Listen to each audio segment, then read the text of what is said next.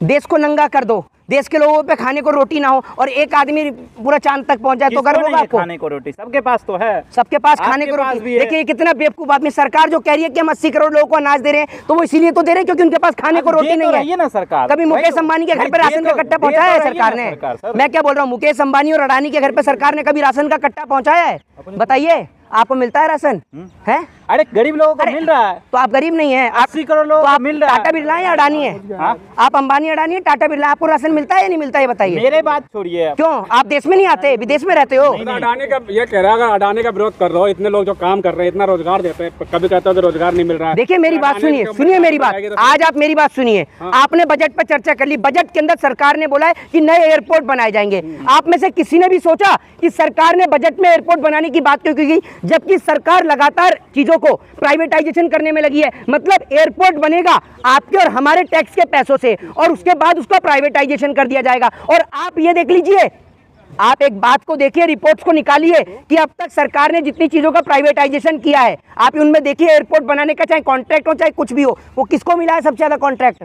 किसको मिला है? अरे एक मिनट, किसको मिला है? अरे रोजगार भी तो दे रहे हैं। अरे किसको मिला है? रोजगार दे रहे हैं कि नहीं दे रहे हैं आप? रोजगार तो विजय माल्या भी देता था, वो बिजनेसमैन था। तो एक बात आप मुझे बताइए, रोजगार से क्या संबंध है? मैं आपसे ये कह रहा हूँ, प्राइवेटाइजेशन से भारत देश की जो संपत्तियों को नुकसान और हानि पहुंचती है, क्या वो आपके सामने नहीं है? मैं आपसे जो पूछना चाहता हूँ, आप सवाल का जवाब नहीं दे पाएंगे क्योंकि आप में दम भी नहीं है। मैं बताता हूँ, सरकार ने सबसे ज्यादा कॉन्ट्रैक्ट जो है वो अडानी को देने का काम किया, एयरपोर्ट बनाने का। क्यों? क्योंकि अडानी को वापस से जीवित करने के लिए सरकार उनको कॉन्ट्रैक्ट देती है, इसीलिए। और दूसरी बात ये कि एयरपोर्ट जब प्राइवेटाइजेशन हो रहा है, तो जब जनता के पैसे से एयरपोर्ट क्यों बनेगा, सबसे बड़ा सवाल बताइए ना आप मुझे। जब एयरपोर्ट का प्राइवेटाइजेशन हो ही रहा है, तो जनता के टैक्स के पैसे से क्यों बने एयरपोर्ट? बनाए करोड़पति अरबपति लोग जो हैं, जितनी भी प्राइवेट कंपनी है, अपने पैसों से बनाए। अडानी साहब अपने पैसों से बनाए। LIC के अंदर लाखों हजारों लोगों का पैसा है। उसके बाद जब विजय माल्या देश का 9,000 करोड़ लेके भागा, नीरव मोदी 4,000 करोड़ से ज्यादा लेके भागा, उसकी जिम्मेदारी किसने ली बताइए आप मुझे? जब देश के अंदर चौकीदार ही चोर हो ना, तो कोई भी जो है वो भग सकता है, देश से आराम से पैसा लेके भग सकता है। आज तक मोदी जी नीरव मोदी को नहीं लेके आ पाए, और हर भाषण में पूछ लो तो यही कहेंगे, नीरव मोदी आ रहा है, जैसे पता नहीं वो पैदल चल के आ रहा है जो अब तक पहुंचा ही नहीं है। तो आ कैसे रहा है? कार्रवाई नहीं कर रही सरकार है? आपको क्या लगता है? अरे सरकार को सबसे पहले तत्कालीन उनका पासपोर्ट जमा करना चाहिए। क्यों जमा नहीं करती है सरकार पासपोर्ट, ये बताइए ना आप। या तो सरकार सामने आकर कहे, सरकार अपने आप को डिफेंड भी करिए। सरकार अपनी पार्टी के स्पोक पर्सनों को हर एक टीवी चैनल के मुद्दे पर पार्टी के स्पोक पर्सन आपको नजर आएंगे जब हिंदू और मुसलमान होता है। लेकिन अब अडानी की बात आ रही है ना, तो वो जो आता था आपके टीवी चैनल पे, नहीं अंजना जी, नहीं अंजना जी, वो संबित पात्रा OMGC वाला, वो भी गायब है, वो तो नजर ही नहीं आ रहा। मुझे लगता है आजकल वो अस्पताल में काम कर रहा है क्योंकि इसको दिख रहा है कि सरकार कभी भी जा सकती है, तो वापस से डॉक्टरी की डिग्री जो ले रखी है मैंने, वापस से डॉक्टरी का काम सीख लूं। पता चला यहाँ से भी नौकरी गई और वहां से भी गई, इसलिए वहीं लगा हुआ है। मुझे लग रहा है विरोध करने वाले देशभक्त नहीं है। कौन कह रहा है? आप हर चीज साध्वी प्राची कलेक्टर हैं, डिप्टी मजिस्ट्रेट लगे हैं, कहीं की क्या है, गवर्नर हैं। कौन है साध्वी प्राची? बिजनेसमैन है वो भी, सनातनी है। तो सनातनी उन्हें बिजनेसमैन का कैसे, बिजनेस का कैसे पता है? अरे देशभक्त है। वो तो फिल्म का बायकाट भी करवा रही थी, हो गया बायकाट है? आप देशद्रोही हो? उन्होंने राष्ट्रवादी है ना वो, तो तभी तो। अरे तो आप देशद्रोही हो, मैं यही तो पूछ रहा हूँ। वो राष्ट्रवादी है तो आप देशद्रोही हो? वो देश में एक ही राष्ट्रवादी होगा, बाकी नहीं हो सकते। तो आप राष्ट्रवादी हो देशद्रोही हो? मैं ये पूछना चाह रहा हूँ। राष्ट्रवादी है। आप राष्ट्रवादी हो? कैसे पता चला आपको आप राष्ट्रवादी हो? जन्म के वक्त बताया होगा आपको। डॉक्टर ने क्या बोला था कि राष्ट्रवादी पैदा हुआ है आपके घर में बच्चा? ऐसे बताते हैं डॉक्टर? अरे वो मुद्दे पे बात तो आप बता दीजिए। नहीं तो आप ये बताइए, आप बात ही बेवकूफी वाली करते हैं। एक मिनट सुनिए, एक मिनट आप मुझे ये बताइए। चुप रहिए, सुनिए। आप क्या है? सर्टिफिकेट तो आप दे रहे हैं, मैं तो भारत देश का नागरिक हूँ, I proud to be Indian. मैं तो गर्व के साथ कहता हूँ। आप ही बांट रहे हैं कि कौन देशभक्त है कौन देशद्रोही है, आप ही बता रहे हैं। पूछ रहे ना साध्वी कौन है? नहीं, मैं आपसे पूछ रहा हूँ, कौन है साध्वी प्राची? गवर्नर है क्या है? मोदी जी के विरोध में इतना क्यों रहते हैं? अब ये लोग बात अडानी की हो रही है, कहीं कुछ खर्चा वर्चा हो गया क्या? भांग वांग खाई है क्या कहीं से? बात अडानी के ऊपर हो रही है, ये बेचारा मोदी पे आ गया। अरे तो भाई आप क्या हुआ? सरकार को घेर रहे हैं ना अभी, सरकार को घेर रहे कि नहीं? हाँ तो सरकार को कौन घेर? एक मिनट, सरकार को क्या मैंने मोदी जी के पास जाके कमांडो जाए लेके घेर लिया? सरकार नहीं है क्या? है? मोदी जी का सरकार नहीं है क्या? एक काम करो, मैं मोदी जी को नहीं घेर रहा हूँ, आप यहाँ सामने आके कैमरे पे कह दो, अगर LIC का किसी का भी पैसा डूबेगा तो मैं अपना घर बेच के दूंगा, दे दो। अरे LIC मैं सवाल ही नहीं करूंगा अडानी पे। हम कह रहे हैं कि पैसा नहीं डूबेगा। LIC खुद बोल रहा है। अरे LIC के बोलने से क्या होगा? सरकार आके बोले ना, सरकार ले निवेशकों की जिम्मेदारी। सरकारी कंपनी है, सरकारी कंपनी में आदमी निवेश क्यों करता है? प्राइवेट में क्यों नहीं करता? क्योंकि प्राइवेट कंपनी कभी भी फुर हो जाती है, इसीलिए तो सरकारी में करता है। तो सरकारी कंपनी में अगर निवेश हो रहा है, दूसरी बात ये कि LIC क्या अडानी के ऊपर कितना कर्जा पूरे देश को पता है, ठीक है ना। बोल रहे हैं अडानी। और दूसरी बात ये, एक मिनट मेरी बात सुनिए, पहली बात ये कि अगर कोई भी किसी से भी सवाल करता है, आप हर चीज को मर्ज कर देते हैं देश से। कैसे भाई? अगर एक मिनट मेरी बात सुनिए, मेरी बात आप सुनिए, पहले मुझे आप एक सवाल का जवाब दीजिए। सवाल अगर किसी चोर से होगा तो वो चोर ही कहलाएगा। अगर चोर को कोई पकड़ता है तो उसमें भारत देश की छवि खराब नहीं होती है। तो सीधी सी बात है, अगर की जनता को भ्रमित कर रहे हैं, LIC डूब गया है, डूब गया है। आपको कैसे पता कि LIC का पैसा किसी को नहीं मिलेगा? ये लीजिए, मैंने अभी बोला, खुद बोल रहा है कि नहीं डूबेगा पैसा। अभी मैंने बोला LIC डूब गया है। आप ही तो बोल रहे हैं डूब रहा है LIC का पैसा। अभी दोबारा मैंने ये बोला अगर पैसा डूब गया तो आप जिम्मेदारी लेंगे?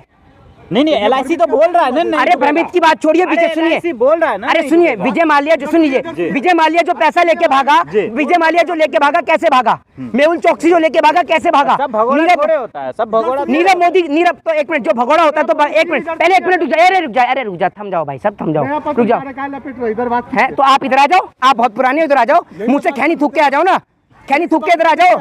अरे इधर आ जाओ ना, यहीं से बात। अरे दम होना चाहिए सामने चेहरा दिखाने का, समझे ना, यहाँ आके बात करिए। मैं सुनूंगा, इधर आइए ना, आइए आइए आइए, अरे आओ ना, अरे आओ ना, आते हैं और कुछ नहीं। हाँ तो आप दे दो जवाब। ये भाई बताए, इधर आ जाओ, अरे इधर आओ ना, जवाब है। अरे आप आइए ना, सामने के दीजिए ना जवाब। ये कह रहे हैं कि अडानी का विरोध करना, कुछ लोग ये कह रहे हैं अडानी का विरोध करना, अरे यार हाँ अडानी का विरोध करना, देश का विरोध करना। देखिए, अडानी का विरोध करना देश का विरोध कैसे हो सकता है? अगर आप मुझे एक बात बताइए, कल को अगर देश के अंदर कोई बलात्कारी है जिसने बहन बेटी के साथ अगर बलात्कार किया, अगर उस बलात्कारी को उठाकर जेल में डाला जाएगा तो देश के ऊपर आ जाएगी टारगेट की बात। अरे कैसे देश का नाम भी तो ऊंचा किया है। किसने? तीसरे नंबर पे आते थे अमीरों में, भारत ने तो इतना नाम ऊंचा किया। अरे मेरी बात तो सुनिए, मेरी बात तो सुन लीजिए, देश का जो नाम ऊंचा किया है, तो आज जो रिपोर्ट सामने आ रही है, मैं तो ये कह रहा हूँ अगर अडानी साहब सही हैं तो सरकार जो है जांच क्यों नहीं कर रही है? सरकार जो है हिंडनबर्ग के ऊपर कानून जांच करे।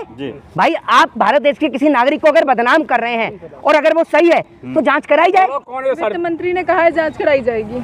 कब कराएंगी वित्त मंत्री जांच? वित्त मंत्री को तो कोई, वित्त मंत्री तो कल को ये भी कह देंगी, जैसे वो कह रही थी ना लहसुन प्याज मैं नहीं खाती, तो वित्त मंत्री कह देंगी शेयर बाजार में मैं इन्वेस्ट ही नहीं करती, मुझे क्या पता। फिर आप क्या कर लेंगी? फिर क्या कर लेंगी आप? कुछ कर सकती हैं आप? तो जोखिम होता है, इसमें आप उछल क्यों रहे हो? है जोखिम का बाजार है वो। तो LIC भी जोखिम का बाजार है, तो वो तो सेफ है ना। SBI जोखिम का बाजार है। 38% सुन लीजिए, अडानी का टोटल कर्जे में 38% जो भारतीय बैंकों का है। क्या तो रहे कि हालात स्थिर है बैंक का? हाँ जी, क्या तो रहे हैं? मैं आपसे कह रहा हूँ, मैं आपसे क्या कह रहा हूँ, अगर हालात स्थिर हैं तो सरकार जो है वो निवेशकों की गारंटी लेना। प्रधानमंत्री मोदी जो आके सामने कह रहे हैं, कल खेल के ऊपर चर्चा कर रहे थे, अडानी के ऊपर चर्चा कर लें, अब की बार आ जाए मन की बात में अडानी को लेकर। पूरे देश को नहीं पता साल 2014 में जब प्रधानमंत्री नरेंद्र मोदी पहली बार प्रधानमंत्री बने तो अडानी की संपत्ति में कितना उछाल आया, पता है आपको? नहीं पता? गारंटी ले रहे हैं, उन्होंने बोला कि मेरे एसेट्स इतने हैं कि लायबिलिटी से कोई नुकसान नहीं हो। अरे तो आपके एसिड से वो पूरे देश को पता है, तो आप अपने एसिड्स बेच दीजिए। दूसरी बात ये कि अडानी साहब के ऊपर जो LIC का कर्जा है वो मैं आपको बता देता हूँ। परसेंटेज बता दीजिए, वही काफी है। नहीं, मैं आपको पूरा एक्यूरेट डाटा दूंगा। सुन लीजिए, एक्यूरेट डाटा दूंगा।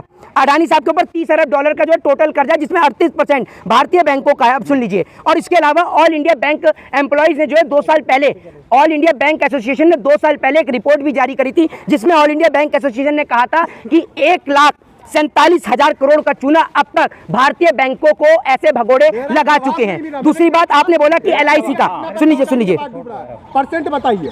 अभी आप 10 मिनट से भाषण दे रहे हैं, परसेंट बताइए। लगता है चक्कर में फंस गए आज। नहीं, अरे चक्कर में फंसने का काम आप लोगों का होता है। तो मैं बता दूं, हाँ बता दीजिए आप। 1% में कोई कंपनी डूब जाती है। हाँ तो अभी 1% बता दीजिए ना। मैं क्या बोल रहा हूँ, 1% टोटल आप बता दीजिए कितना है। 1% में डूब जाता है क्या? 1% आप बता दीजिए टोटल कितना है, मैं बता देता हूँ वरना आपको। कोई डाटा नहीं है आपके पास? अभी मैं बताता हूँ। बकबक करते हैं आप। हाँ, अभी देता हूँ आपको डाटा भी और बकबक का जवाब भी आपकी। अभी रुक जाइए ना, अभी देता हूँ मैं आपको। सुन लीजिए, आपने पूछा ना कि LIC का कितना कर्जा, ये देख लीजिए, पेन से हैंडराइटिंग में लिखा हुआ है 30,127 करोड़ रुपए का कर्जा अडानी साहब के ऊपर LIC का है। जो पत्रकार मुंह से भौंक रहे थे ना, डकर करके आप सामने आ जाइए। जो आप बोल रहे हैं ना 1%, 30,127 करोड़ रुपए देने की औकात है आपकी? है? मोदी जी की दलाली तो बहुत कर रहे थे, पूछ रहे थे, अब भौंकिए ना। अब मुंह से बंद हो गया बोलना। 30 सुन लीजिए दोबारा कान खोलकर, 30,127 करोड़ रुपए का कर्जा। कितना सुना आपने? जब बहरे हो गए कान से, सुन रहे हैं? अब नहीं सुनाई दे रहा होगा इन्हें। और आप, हाँ, आप एक मिनट, ये बोल रहे थे ये पत्रकार की मेरे पास कोई डाटा नहीं दे रहा है। मैं देता हूँ ना डाटा, पूछिए और क्या पूछेंगे, मैं देता हूँ आपको डाटा और क्या पूछना चाहेंगे। अब सुनिए, अब आपको और बताता हूँ। विजय माल्या 9,000 करोड़ रुपए इस देश से लेके भागा। नीरव मोदी कितना लेके भागा जरा बताना। 3,000।